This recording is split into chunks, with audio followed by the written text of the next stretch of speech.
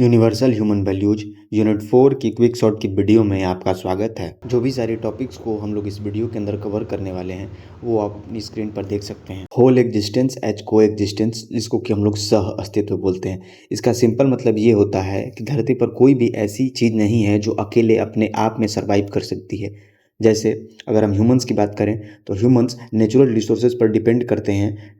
As an example हम लोग समझ सकते हैं कि जो ह्यूमंस होते हैं वो प्लांट्स पर डिपेंड होते हैं। किस चीज़ के लिए? ऑक्सीजन के लिए। वहीं यहाँ पर एक्सप्लेन किया गया है कि यूनिट ए नेचर और यूनिट बी ह्यूमंस एक दूसरे के साथ क्या हैं, रिलेटेड हैं, तभी जाकर के एग्जिस्टेंस नेचर का और ह्यूमंस का पॉसिबल है। Harmony in nature, harmony in nature का मतलब ये होता है कि जो नेचर होती है वो खुद से ही वेल इस्टेब्लिश्ड होती है। मतलब उसको किसी भी प्रकार की एक्सटर्नल अननेसेसरी फोर्सेस की रिक्वायरमेंट नहीं होती है। वहीं यहाँ पर एक्सप्लेन किया गया है कि जो नेचर है उसको जीरो अननेसेसरी कॉन्फ्लिक्ट से मतलब होता है।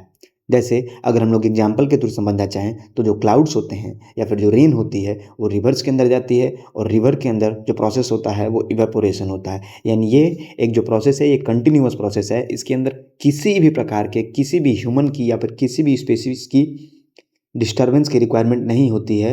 ये फिक्स्ड हैं और ये नेचुरल हैं। ये हमेशा ही अपने आप में ही होते रहेंगे कंटिन्यूसली, जिसको कि हम लोग वाटर साइकिल बोलते हैं। इंटरकनेक्टनेस इन नेचर, ये काफ़ी इंपॉर्टेंट टॉपिक है। इसका सिंपल मतलब ये होता है कि जो इकोसिस्टम है वो डिफरेंट यूनिट्स का बना हुआ है, जैसे एयर, लाइफ और वाटर, जो कि यहाँ पे एक डायग्राम में एक्सप्लेन किया गया है। तो सारी की सारी यूनिट्स जो हैं वो क्या है, पहले तुमने ये पढ़ा कि एक दूसरे पे इंटरडिपेंडेंट है, लेकिन उससे भी ज़रूरी चीज़ ये है कि अगर हम एक किसी यूनिट को अफेक्ट करेंगे तो सारी की सारी यूनिट्स अफेक्ट होंगी एक दूसरे से, क्योंकि ये एक दूसरे के साथ सारी यूनिट मिलके एक कंप्लीट और सेल्फ सस्टेनिंग सिस्टम, जिसको कि हम लोग इकोसिस्टम बोलते हैं, उसको ये फॉर्म करते हैं। एक एग्जाम्पल जैसे है, अगर हम पेड़ काटेंगे तो उसकी वजह से क्या होगा, जो एयर है उसमें क्या हो जाएगा कि ऑक्सीजन जो होगा ओवरऑल उसका परसेंटेज वो डिक्रीज करेगा, जिसकी वजह से जो ह्यूमंस हैं जिनकी लाइफ फॉर्म्स है प्लेनेट के ऊपर, साथ के साथ वाटर फॉर्म्स भी हैं, वो क्या होंगे, दोनों की दोनों अफेक्ट होंगी। म्यूचुअल फुलफिलमेंट अमॉन्ग 4 ऑर्डर्स, जो 4 ऑर्डर्स हैं, human order, animal order, material order, जिसको कि हम लोग सॉयल या फिर वाटर भी बोल सकते हैं, और प्लांट ऑर्डर, ये चारों के चारों ऑर्डर जो हैं वो एक दूसरे को सपोर्ट करती हैं। नेचुरल फ्लो होता है इनका। साथ के साथ ये चारों के चारों जो ऑर्डर्स हैं वो अल्टीमेट बैलेंस और सस्टेनेबिलिटी, जो कि हमने पिछले पेज पे भी पढ़ा था, उसी तरीके से यहाँ पर क्या करते हैं, एक दूसरे को फुलफिल करते हैं, जिसके कारण एक अल्टीमेट बैलेंस और सस्टेनेबल बोल सकते हैं वर्क फ्लो मेंटेन होता है इनके बीच में। और जो ह्यूमंस होते हैं वो एब्सोल्युटली इनको क्या होगा कि अफेक्ट नहीं करना होगा इस सिस्टम को। कहने का मतलब क्या है कि जो ह्यूमन ऑर्डर है, एनिमल ऑर्डर है, मटेरियल ऑर्डर है और प्लांट ऑर्डर है, तो ये बाय डिफॉल्ट नेचुरल फ्लो है। अगर ह्यूमंस इसको डिस्टर्ब करते हैं तो ओवरऑल ये जो नेचुरल फ्लो है म्यूचुअल फुलफिलमेंट का, वो डिस्टर्ब हो जाएगा। जैसे अगर हम लोग एक स्टैंडर्ड फॉर्मेट की बात करें, जब ह्यूमंस की डिस्टर्बेंस यानी एक्सटर्नल डिस्टर्बेंसेस इसके अंदर नहीं है, तब क्या होगा कि जो प्लांट होंगे वो फूड प्रोवाइड करेंगे, एनिमल्स जो होंगे वो उसको कंज्यूम करेंगे, और जो वेस्ट होगा वो कहाँ, सॉइल के अंदर वापस से रिटर्न हो जाएगा। यानी सबसे पहले प्लांट ऑर्डर, फिर आता है ह्यूमंस, जिसको कि हम लोग एनिमल ऑर्डर भी बोल सकते हैं, और उसके बाद क्या होगा कि जो वेस्ट जो होगा वो बेसिकली किस में आ जाएगा, मटेरियल ऑर्डर, यानी कि सॉइल या फिर वाटर के अंदर आ जाएगा। ये काफ़ी हाई लेवल की स्पिरिचुअल बात है, जिसके अंदर बताया जाता है रिसाइक्लेबिलिटी इन नेचर। इसको आप ऐसे समझ सकते हैं कि हमारा एक एक कण जो होता है वो अल्टीमेटली नेचर के साथ ही मिल जाता है। वहीं यहाँ पे एक्सप्लेन किया गया है कि material in nature continuously are used back and forth, मतलब कंटिन्यूअसली उनको हम लोग यूज करते रहते हैं। कोई भी चीज़ जो नेचर के अंदर है, प्लास्टिक वगैरह की बात नहीं हो रही, जो बेसिकली एनिमल्स हैं, ह्यूमंस हैं, वो सारी स्पीसीज, तो वो क्या होते हैं कि वो कंटिन्यूअसली एक फिर बेसिकली बोले तो एक लूप में होते हैं, जिसमें क्या होते हैं कि वो सबसे पहले तो क्या होंगे, फॉर्म होंगे, फिर क्या हो जाएंगे, डेड हो जाएंगे या फिर डिकम्पोज हो जाएंगे। तो उसके केस में क्या हो जाएंगे कि उनका एक एक कण जो होगा वो नेचर के अंदर ही वापस से किसी और फॉर्म में अपने आप को कन्वर्ट करेगा, फिर वापस से ऐसे ही ये जो कंटिन्यूअस लूप है वो चलता रहता है, जिसकी वजह से जो इन्वायरमेंटल सस्टेनेबिलिटी है वो मेंटेन होती है। कहने का मतलब क्या है कि जो डेड प्लांट्स होते हैं वो क्या होते हैं, डिकम्पोज करते हैं और एक फर्टाइल सॉइल के अंदर कन्वर्ट करते हैं। बहुत सारी ऐसी चीज़ें, जैसे आप समझ सकते हैं कि एक लिविंग प्लांट जो है वो क्या होगा, एक डेड मैटर बनेगा, फिर फर्टाइल सॉइल के अंदर कन्वर्ट हो जाएगा, फिर वापस से ये लूप चलता रहेगा। ऐसे ये लूप कंटिन्यूअसली चलते रहता है। एंड ये काफ़ी इंपॉर्टेंट चीज़ है, क्योंकि कंजर्वेशन ऑफ बोल सकते हैं मोमेंटम जैसे होता है, उसी तरीके से कंजर्वेशन ऑफ नेचर के अंदर भी बेसिकली कंजर्वेशन के लॉज प्रॉपरली वर्क कर रहे होते हैं। सेल्फ रेगुलेशन इन नेचर, इसका सिंपल मतलब ये है कि जो रेगुलेटरी कंट्रोल्स होते हैं वो नेचर अपने आप से टाइम बाय टाइम लगाती रहती है, ताकि जो नेचुरल फ्लो हो वो कंटिन्यूअसली मेंटेन्ड हो। इसके लिए सबसे ज़रूरी चीज़ क्या है, ह्यूमंस हर जगह अफेक्ट करते हैं, तो ह्यूमंस का इंटरवेंशन या फिर एक्सटर्नल कंट्रोल अगर ना हो तो अगर ये हो जाएगा तो उसकी वजह से जो नेचुरल सेल्फ रेगुलेशन प्रोसेस है, नेचुरल सेल्फ रेगुलेटरी प्रोसेस जो है वो डिस्टर्ब हो जाएगा।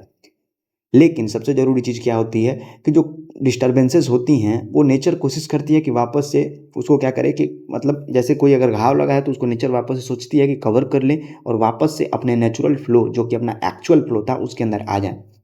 जैसे अगर हम लोग जंगल की बात करें तो जंगल के अंदर क्या होता है कि जैसे कुछ जानवर होते हैं जिनकी पॉपुलेशन कंटिन्यूअसली इंक्रीज करती रहती होती है, तो कुछ कार्निवोरस एनिमल्स होते हैं जो कि उनको ईट करते रहते हैं, जिसकी वजह से ओवरऑल जो पॉपुलेशन का जो रेशियो बोलें तो बेसिकली जैसे लायन इज टू हम बोल सकते हैं रैबिट, या फिर जो नंबर ऑफ रैबिट्स हैं जो जितने होने चाहिए नेचर के अंदर वो मेंटेन्ड होते हैं। किसकी वजह से? सेल्फ रेगुलेटरी प्रिंसिपल्स जो कि नेचर खुद लगा के रखती है, अगर किसी एक्सटर्नल इंटरवेंशन को इसके अंदर पार्टिसिपेट न कराया जाए तो।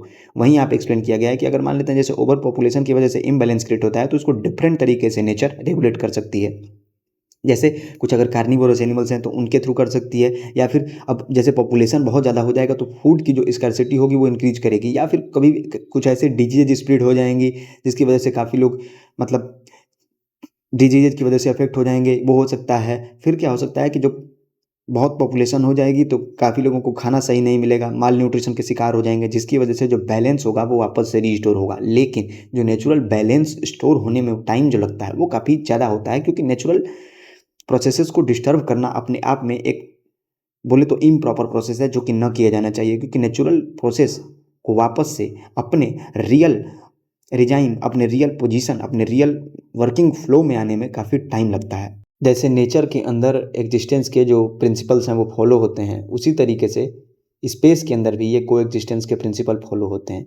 वहीं यहाँ पे एक्सप्लेन किया गया है कि सारी की सारी चीज़ें जो नेचर के अंदर जैसे अपने फिक्स्ड रूल्स को फॉलो करती हैं, उसी तरीके से स्पेस के अंदर भी जो भी सारी यूनिट्स हैं स्पेस के अंदर, चाहे वो डिफरेंट तरीके की गैलेक्सीज हो, प्लैनेट्स हों, स्टार्स हों, ये सारे के सारे जो होते हैं वो अपने एक फिक्स्ड पाथ, फिक्स पैटर्न को फॉलो करते हैं। अगर हमने उनके नेचुरल फ्लो को अगेन डिस्टर्ब नहीं किया तो, and most of the times humans जो होते हैं वो डिफरेंट प्लैनेट्स के नेचुरल फ्लो को डिस्टर्ब नहीं कर पाते हैं। इसी की वजह से जो डिफरेंट स्पेस के अंदर जो डिफरेंट यूनिट्स हैं वो क्या करती हैं कि एक फिक्स्ड पैटर्न को फॉलो करती हैं। वहीं यहाँ पे एक्सप्लेन किया गया है कि जैसे प्लैनेट्स जो होते हैं वो रिवॉल्व के साथ रोटेट जो करती हैं वो एक फिक्स्ड पैटर्न में करती हैं कि इतने दिन के बाद इतने दिन में रात हो जाएगी, फिर सुबह आएगा। तो ये क्या होता है, एक फिक्स पैटर्न है। और सबसे इंपॉर्टेंट बात क्या है कि वो कोलाइड कभी भी एक दूसरे के साथ नहीं करते हैं, वो एकदम फिक्स्ड पाथ पे ही फॉलो करते हैं, चाहे कुछ भी हो जाए किसी भी केस में।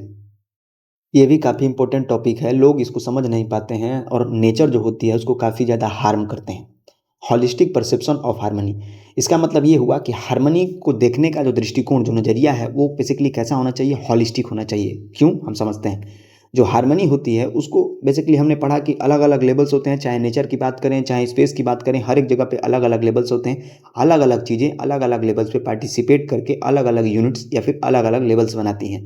तो हमें क्या करना है कि अगर हम किसी यूनिट या फिर किसी लेवल के पार्ट हैं तो हमें अपने लेवल पे हार्मनी मेंटेन करके रखनी होगी, क्योंकि हमने जैसे पढ़ा ना, नेचर के अंदर अगर हमने नेचुरल फ्लो को डिस्टर्ब किया तो वापस से उसको बैक अपने पोजीशन पर आने में टाइम लगता है।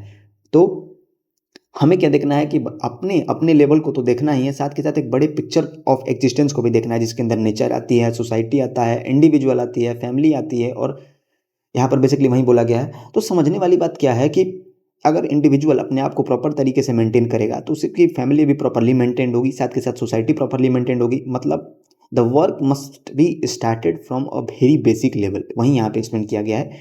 फिर अल्टीमेटली वो राइट लिविंग और यूनिवर्सल पीस को लीड करेगा। ये हमने पिछली यूनिट में भी पढ़ा था। वही चीज़ यहाँ पर समझने की ज़रूरत है कि जो भी बेसिकली अपनी नीड्स हैं, पर्सनल नीड्स, जैसे जो भी हम खाने की चीज़ें ले रहे हैं या फिर जो भी नेचुरल रिसोर्सेज हम लोग ले रहे हैं, उनके बारे में सबसे इंपॉर्टेंट क्या है कि उनको हम इस तरीके से लें जिससे नेचुरल जो चीज़ें हैं उनको डिस्टर्बेंस ना हो, किसी भी लेवल को किसी प्रकार की डिस्टर्बेंस ना हो।